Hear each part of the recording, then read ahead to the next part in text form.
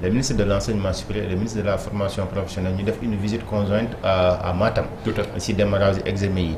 et tey selon yow lan moo nekk le choix de Matam parce que d'habitude li ñu doon gis mooy examen su amee jëwrin bi si yenn ci centre yi nekk Ndakaaru lay dem lan nga jàpp ne moom moo waral ba jëwrin yi daal di déplacé wu dem ba diwaanu Matam si centre yi nekk foofu noonu ngir saytu démarrage bu bac général bi. waaw li ko waral lu simple la c'est que ñoom dañu fondé wu ci classement bac bi daaw bi ñu defee classement résultat yi dañu jàpp ni région de Matam ñoom ñoo gënoon résultat ci Sénégal ministre de l'enseignement supérieur ci boppam dégg naa ko tey ci suba muy wax mu ni en fait loolu mooy le critère déterminant bi tax ñoom ñu tànn Matam pour tey jii dem def fa seen tournée boobu nga xam ni nag loolu tradition la chaque début de baccalauréat effectivement le ministère de l'enseignement supérieur parce que bac bi enseignement supérieur ñoo koy organiser maintenant en collaboration ak ministre de l'éducation nationale ak ministre de la formation professionnelle donc chaque année donc dañuy ànd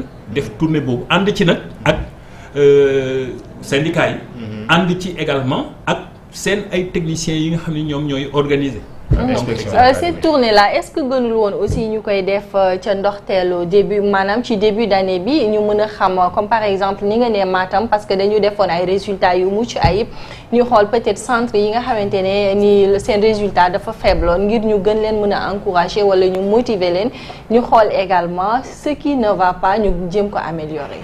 waaw xam nga loolu en fait c'est des options quoi. ñoom ñi nga xam ni ñoom ñoo am responsabilité bi ñoom ñooy tànn critère bi nga xam ni. mais peut-être vous les syndicalistes vous pouvez peut-être diligenter yenn situation yi. non mais je suis d'accord. mais encore une fois de plus j'ai dit jamono ji may wax ak yow.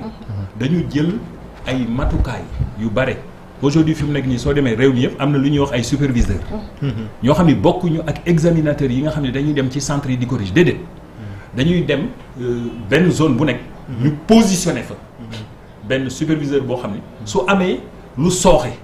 ci benn centre wala déet automatiquement suñ ko saisiré eh bien problème yooyu mën nañ ko saafara le plus rapidement donc possible donc loolu am na mais encore une fois de plus man d'accord naa ak yow soo nee ma plutôt que ñuy dem fa nga xam ni xëy na peut-être daanaka mbir yi ñoŋoon na ba tax seen ay résultats baax peut-être que doon na ëpp solo suñu demoon fa nga xam ni xëy na peut-être fa la mbir yi gën a sooxee peut-être que loolu doon na permettre dina doon tam motivation supplémentaire donc ma ngoog léegi balaa examen bi xëy na am na lu jiitu examen bi muy ay dossiers yoo xamante ni ndongo yi dañ koy dugal pour que ñu mën a def seen examen ren ñu gis ne am na ay ndongo yu bëri bëggoon nañoo def examen mais malheureusement mënuñoo def examen parce que dañoo am problème mu papier lan mooy responsabilité syndicaliste yi par rapport à ce phénomène mais loolu syndicaliste amu ci responsabilité parce que gosses yi nga xam ni en fait dañu rejeter seen candidature pour une raison ou pour une autre et raison bi ci gën a ëpp solo mooy li nga wax problème mu état civil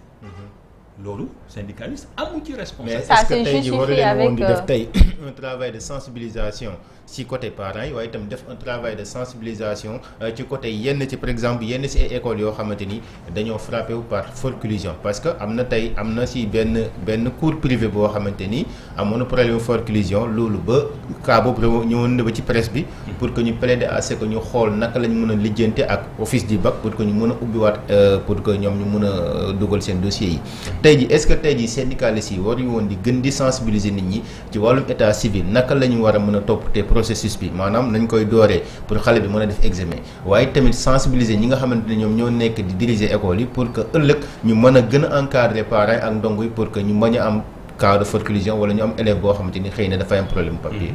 xam nga loolu ñun dañ koy def mais ni ñu koy defee c'est clair. dañuy adressé wu à l'autorité qui organise mooy office du bac. conseil yi nga xam ni moom lañ doon organiser interministériel pour préparer baccalauréat nga xam ni autorité yëpp fay nekk.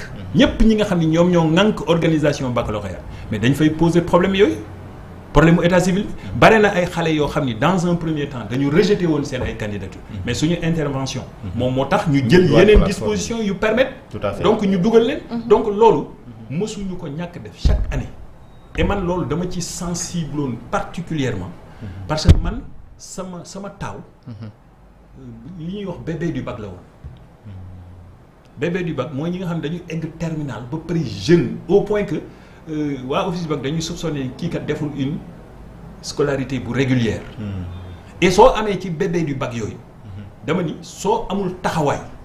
xale bi dañ koy bàyyi en rade. du def man dama vivre loolu. et moom moo tax en fait dafa nekk loo xam ne dama ci sensible. et damay communiquer ci loolu bien avant même que bac bi di ñëw. pour que ñu jël ay matukaay. man du ma la wax le nombre de fois yoo xam ne damay intervenir au niveau même du ministère. mais pour faire en sorte que ay situation yu mel noonu. eh bien ñu mën leen.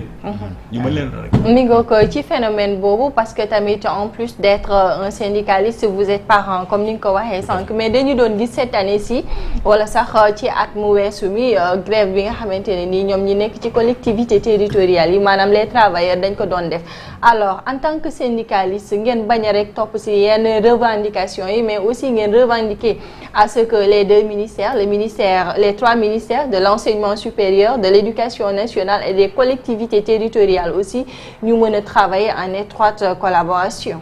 mais xam nga ñun dañ jàpp ni ñetti ministères yooyu seen bopp seen existence si boobu ça pose problème. ah bon ñun dañu mas a wax ni lu ñu gëm mooy dañu war a am un grand ministère de l'éducation nationale. bu boobaa problème bi ngay wax nii du posé wu ba nga naan nit ñi nañu collaborer. dès lors que benn ministère la. ñu def ko benn ministère. mais absolument soo demee dans les grands pays et autres loolu nga fay fekk suñu réew yi dafa nekk ay réew yoo xam ni en fait bon il faut que ñu jox ndomba tànk ay ñu la doon institut et cetera mais dama ni su doon rationalité kese la ñu convoqué. mais yàlla xam na ni ñetti ministères yooyu mënoon nañ leen boole. te loolu suñ ko defoon. mais comme suñu réew yi noonu la tëddee. mbir yi noonu la amee. effectivement dafa war a am benn collaboration bu mucc ayib. encore une fois au-delà de image bi ñuy wane su ñu àndee par exemple dem def tournée bi fële ne àggale il faudrait que dans les faits.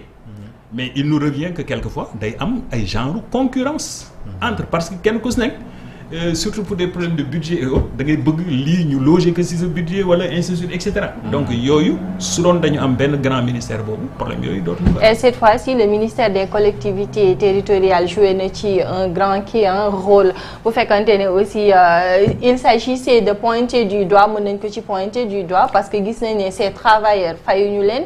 de ce fait que dafay impacter à ce que élève bi mën a obtenir li nga xamante ne ni moom mooy les papiers maanaam état civil bi. tout à fait. xam nga loolu lan lay wane. c'est-à-dire que état bi warul ay liggéeykat di ñaxtu muy def la sourde oreille. parce que finalement mbir yi du yem. ci moom.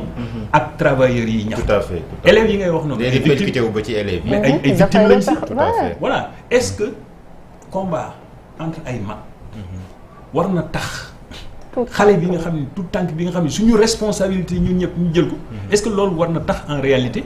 finalement muy retrouver situation boobu. yaa ngi wax kii nu mu tuddati ñi nekk ci collectivité territoriale yi. mais jamono ji may wax ak yëpp. mais suñu ay camarades yi nekk SYTJUST wala yi nekk UNTJ mooy greffier yi. le travail de la justice. voilà le monde syndical. et bare na loo xam ne lii day sooxe ndax loolu. donc problème su amee mais da ngay woo les acteurs ngeen toog. tey ngeen xool nan ngeen koy adressé. ministère de la fonction publique war na leen dalal. mais leneen loo xamante ni xëy na daf leen a soxaloon yéen surtout waa CUSEMS.